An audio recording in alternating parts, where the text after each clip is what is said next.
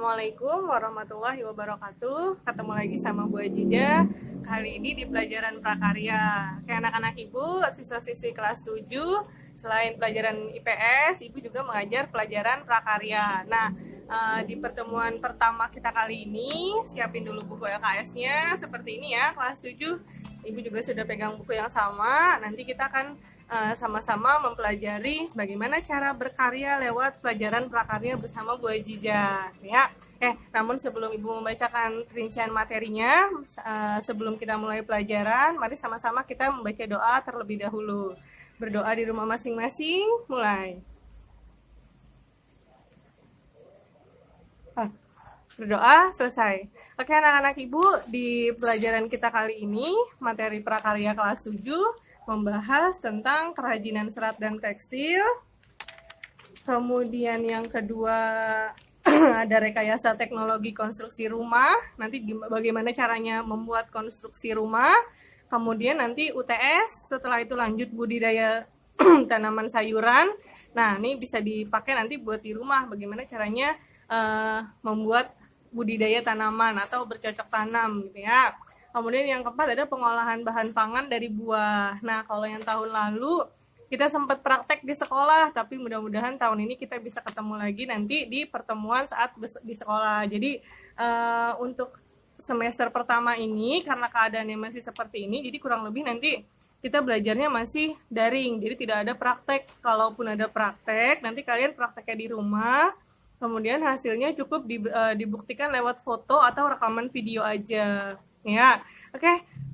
Tujuan pembelajaran kita kali ini adalah bagaimana caranya menciptakan sebuah hasil karya yang kreatif, memiliki manfaat, dan dapat dijual atau dapat menghasilkan uang. Itulah tujuan dari pelajaran prakarya. Ya, jadi bukan hanya diciptakan, tapi bagaimana hasil ciptaan kita itu dapat dinikmati orang lain, dapat bermanfaat, dan dapat juga dijual sehingga memberikan keuntungan buat diri kita sendiri dan buat orang lain.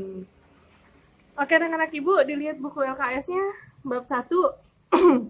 Kita mulai dari kerajinan dari serat dan tekstil. Nah, kamu pasti pernah berpikir dari mana asal baju yang kamu pakai ya. Nah, ternyata baju yang kita pakai itu berasal dari serat. Nah, kegiatan mengolah serat itu menjadi sebuah pakaian, namanya kegiatan tekstil. Tekstil itu bahan pakaiannya. Nah, dirubah dari serat sampai menjadi pakaian. Oke, pengertian serat. Serat suatu material yang perbandingan antara panjang dan lebarnya sangat besar. Dan molekul yang menyusunnya terorientasi terutama ke arah panjang. Serat itu biasanya dari kapas. Misalnya, tahu kapas kan ya? Kapas itu dari pohon kapas. Nah, serat kapas biasanya dipakai untuk pakaian. Ada juga yang namanya serat karbon. Serat karbon itu untuk aplikasi tekstil komposit. Ada di buku ya. Nah, buat apa aja sih bahan serat itu? Nah, serat yang pertama yaitu namanya serat yang berasal dari bahan eceng gondok. Eceng gondok itu sejenis tumbuhan yang biasa kita temukan di daerah yang berair, kayak misalnya rawa, sungai, danau. Nah, daun dari eceng gondok itu bisa dimanfaatkan untuk kerajinan serat. Jadi biasanya dibuat kerajinan berupa tas atau hiasan dinding, lukisan, dan yang lain. Nah, itu digunakan karena daun eceng gondok itu bahannya keras, seratnya keras, sehingga lebih awet kalau dibuat kerajinan. Kemudian bahan yang kedua yaitu daun pandan. Tahu kan daun pandan ya? Daun yang kalau daunnya berbentuk jarum dan kalau dibelah itu daunnya menimbulkan aroma yang wangi gitu ya. Nah, daun pandan juga bisa dimanfaatkan seratnya untuk kerajinan. Biasanya bisa dibuat untuk tas, kotak pensil, atau dompet. Kalau kamu jalan-jalan ke kota tua, di sana suka ada orang yang menjual hasil kerajinan seperti ini nih. Harganya murah meriah, tapi hasilnya juga tidak kalah modern ya. Nah, nanti di pertemuan berikutnya kita akan praktek membuat hasil kerajinan. Nanti kamu boleh pilih bahan apa yang akan kamu gunakan. Yang ketiga, sabut kelapa. Tahu kelapa ya, pohon kelapa. Nah, yang dipakai adalah sabutnya. Sabut itu dari mana? Dari buah kelapa yang sudah dibelah. Kemudian sebelum kita mengambil buah kelapanya itu ada kulit kelapa yang dalamnya itu ada sabutnya. Nah, itu namanya sabut kelapa. Sabut kelapa itu yang bisa digunakan, bisa dimanfaatkan, yang dipakai apanya? Serbuknya, serat dan serbuknya. Buat apa sih? Buat berbagai produk, bahkan bisa buat frame, tahu frame lukisan apa sih namanya, figura atau yang buat nempelin foto. Nah, itu bisa dibuat untuk frame seperti itu. Bisa juga digunakan untuk kerajinan lain, misalnya vas bunga. Caranya ya nanti ada tata caranya gitu ya. Kemudian yang keempat, pelepah pisang, pohon pisang atau batang pisangnya. Jadi kalau kamu lihat pohon pisang kan ada daun, ada batang pisangnya atau batang pohon pisangnya. Nah, batang pohon pisang yang dibelah-belah itu batangnya namanya pelepah pisang karena ada kulitnya, bisa ditarik ya. Nah, orang yang kreatif biasanya bisa mengubah pelepah pisang tersebut menjadi tas, sandal, kotak tisu, atau tempat pensil. Bagaimana caranya? Nanti akan dijelaskan di pertemuan yang berikutnya. Yang kelima, rotan. Bambu sama rotan beda ya. Nah, 5 dan 6 di situ ada rotan dan bambu. Kalau rotan yang dimanfaatkan dari tanaman rotan, yang diambil adalah kulitnya, kulit batangnya. Biasanya buat apa? Banyak ya, bisa buat meja, kursi, kemudian anyaman, dan lain-lain. Bambu. Nah, kalau bambu yang diambil batang pohonnya, kalau rotan yang diambil kulitnya, kalau bambu yang diambil dari batang pohon tersebut. Nah, bambu tuh salah satu tanaman liar menurut kita gitu, apalagi sekarang sudah jarang ditemukan pohon bambu. Tapi ternyata bambu juga memiliki banyak manfaat.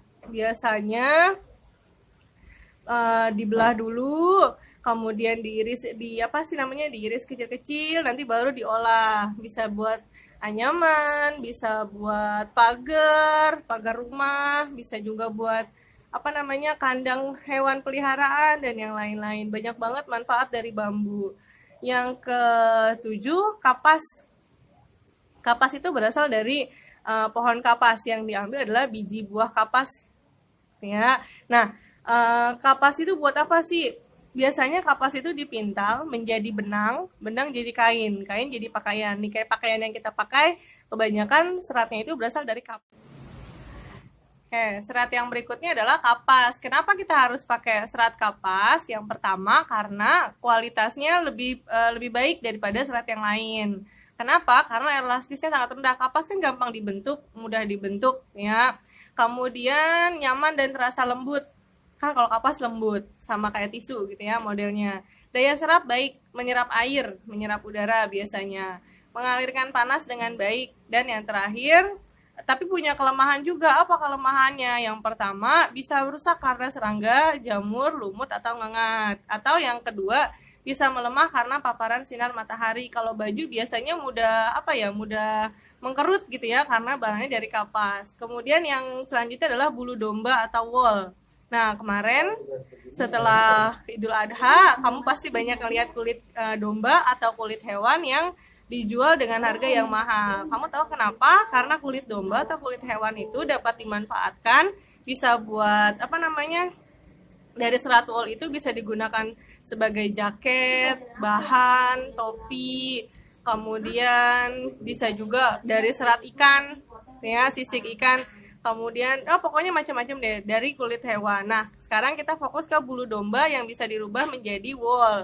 Kain wool itu bisa dibuat menjadi pakaian, bisa juga menjadi hiasan, bisa juga menjadi karpet dan yang lainnya. Pokoknya banyak manfaatnya. Kemudian yang selanjutnya adalah serat linen. Linen itu serat alami yang paling mahal, yang dibuat dari tanaman lenan. Nama tanamannya linen. Nah, produksinya membutuhkan banyak tenaga karena padat karya, sehingga produksinya dalam jumlah kecil. Linen itu kalau kamu nggak tahu benang layangan. Nah, linen itu sejenis benang layangan. Biasanya dia dibuat kayu atau dibuat pakaian dalam bentuk pakaian kebaya, atau bisa juga dalam bentuk pakaian yang yang berbahan lebih kuat, jaket misalnya ya. Selanjutnya adalah serat sutra. Serat sutra itu berasal dari ulat sutra, dari hewan.